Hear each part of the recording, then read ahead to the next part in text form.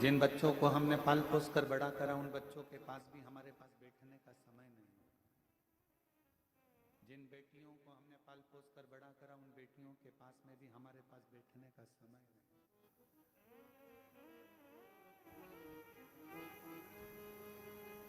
लोग अपने अपने घरों में अपनी अपनी पत्नी से, अपने परिवार से, कुटुंब से फोन पर बात करेंगे, पर बुजुर्ग से बात करने वाला कोई नहीं। तब उस जगह पर जब आपकी वृद्ध अवस्था आएगी, तब चौथे नंबर का जो गुरु होता है, जिसने आपको परमात्मा से जोड़ा होता है, जिसने आपको वेद पुराण से जोड़ा होता है, जिसने आपको शिव महापुराण से, भागवत पुराण से, रामायण से, गीता से जोड़ा हुआ होता है, वो सतगुरु आपके बुढ़ापे में आपको मंत्र के बल से इतनी शांति प्रदान कर देता है कि संसार के लोगों की नहीं, फिर परमात्मा की ही स्मरण। फिर संसार के लोगों का स्मरण नहीं आएगा, फिर स्मरण आएगा तो परमात्मा का।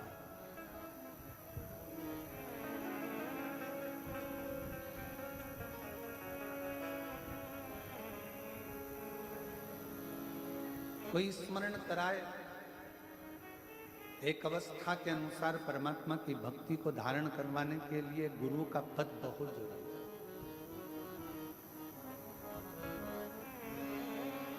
और फिर निवेदन करेंगे, आज गुरु पूर्णिमा है, आप लोग टीवी के माध्यम से आज व्यास पूर्णिमा, गुरु पूर्णिमा महोत्सव मना रहे हो।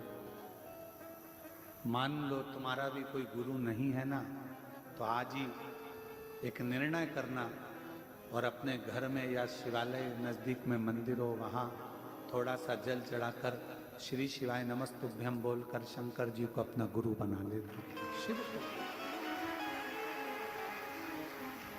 और भगवान देवादिदेव महादेव को जब हमने अपना गुरु बना लिया, तो हमारा ये जन्म और वो जन्म, जितने भी जन्म अगर मान लो कहीं होता है, कभी कभी हो सकता है कि कर्म भोग के कारण फिर हमारा जन्म हो जाए, परंतु आप चिंता मत करो, आपका दूसरा जन्म नहीं होने वाला, क्योंकि आपने शिव महापुराण की कथा बहुत सुनी है।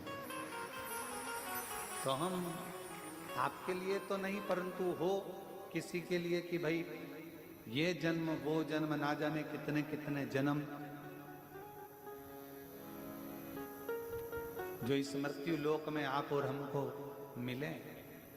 जब ये जन्म और वो जन्म, मृत्यु लोक में जितने जितने जन्म आपको और हमको मिले हैं, उन सारे जन्म और भी अगर कोई मिलेंगे तो ये निश्चित है, अगर एक बार देवादिदेव महादेव आपका गुरु बन गया तो किसी जन्म में तुम्हें भटकना नहीं। और मैंने तेरे ही भरोसे बाबा, तेरे ही भरोसे हवा विच उड़ती जावांगी बाबा, डोर तो छड़ी ना में कटी जावांगी।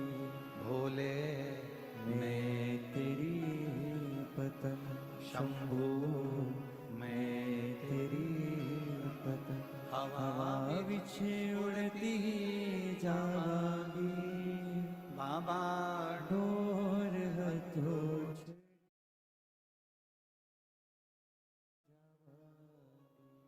गुरु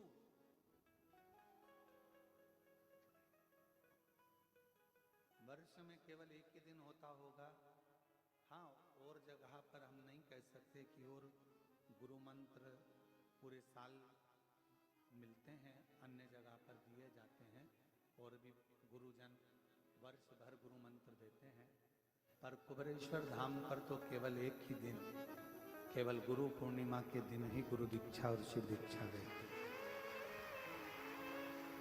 केवल एक।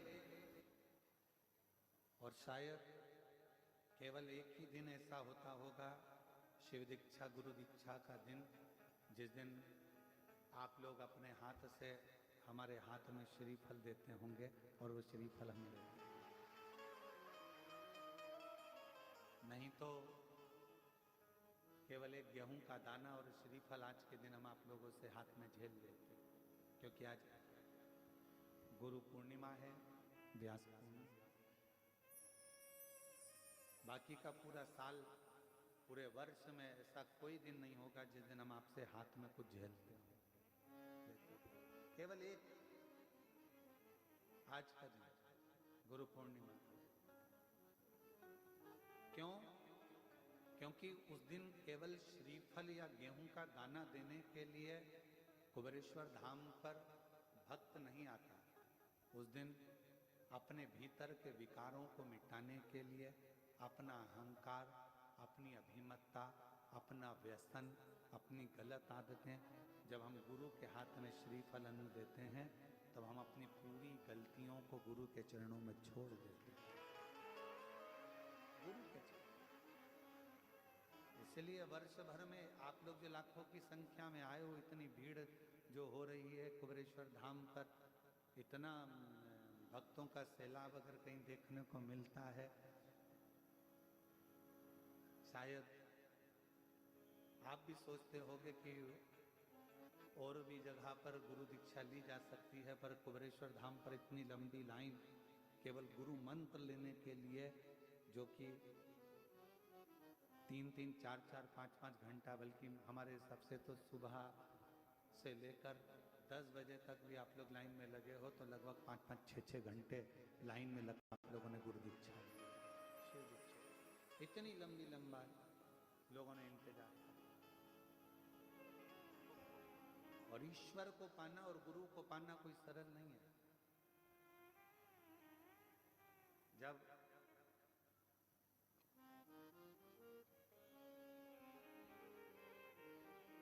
नामदेव जी महाराज गुरु दीक्षा लेने के लिए गए,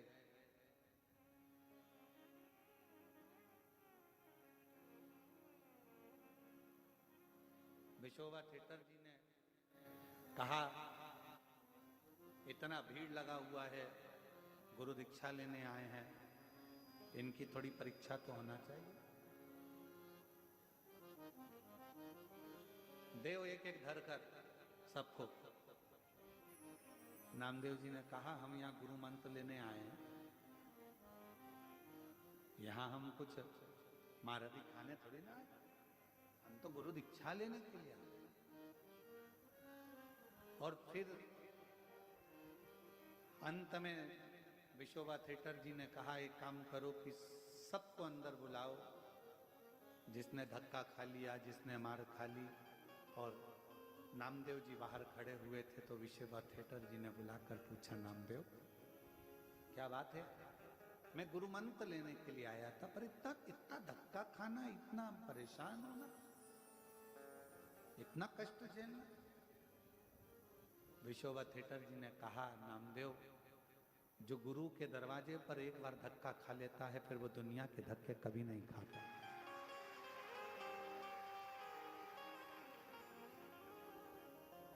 एक बार गुरु जिसको तपा लेता है, गुरु का दरवाजा अगर कोई पहुंचा और अरे हमको जल्दी जाना है, हमको ये करना है, और मालूम पड़े देरी में देरी, धक्का, लाइन लगी है, बहुत इंतजार हो रहा है, अब मंत्र मिलेगा, गुरु चरण का दर्शन मिलेगा, गुरु पाद का दर्शन मिलेगा, कुछ और इंतजार करते रहे। फिर भीड़ भड़का धक्का। जिसने गुरु के सम्मुख में, गुरु के दरवाजे का, गुरु द्वारे का एक बार गुरु के दरवाजे का धक्का खा लिया, फिर उसे संसार में कोई पैदा नहीं हुआ जो धक्का दे दे, क्योंकि गुरु के दरवाजे से मजबूत हुआ।